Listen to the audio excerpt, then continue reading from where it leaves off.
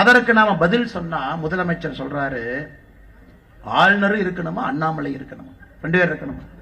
பாருங்களேன் அநியாயத்தை பாருங்க. ஒரு மனிதனுக்கு எப்ப வாய்க்கொழுப்பு அதிகமாகிறதோ அந்த மனிதனுடைய அழிவு ஆரம்பமாகிறது என்கிறது பொருள். வாய்க்கொழுப்பு அதிகமாக, இதெல்லாம் ஆணவத்தினுடைய உச்சம், ஆணவத்தினுடைய உச்சம். இன்னொரு கட்சியில யார் தலைவராக இருக்க வேண்டும் என்பதை இன்னொரு கட்சியில் இருக்கக்கூடிய ஒரு நபர் முடிவு பண்ணுவாங்க. ஏங்க உங்க கட்சியில தான் துண்டை போட்டு நீங்க உங்களுக்கு அப்புறம் பையன், அதுக்கப்புறம் இன்ப நிதி, அதுக்கப்புறம் என்னமோ நிதின்னு வச்சிருக்கிறீங்க. இந்த கட்சியை பொறுத்தவரை அண்ணாமலை தொடர்ச்சியாக இருக்க மாட்டான். ஒரு தலைவர், ஒரு தலைவருக்கு பின்பு ஒரு தலைவர், எல்லா தலைவரும் இணைந்து இந்த வேலையை செய்வதுதான் அந்த கட்சியினுடைய அடிப்படை பண்பு. ஆனா அண்ணாமலை இங்கேயே தான் இருப்பான். எப்ப வரைக்கும் இருப்பானா, அறிவாலயத்தில் இருக்கக்கூடிய ஒரு செங்கலையும் உருவி எடுக்கும் வரை இங்க இருப்பான். உருவி எடுக்கும் வரை.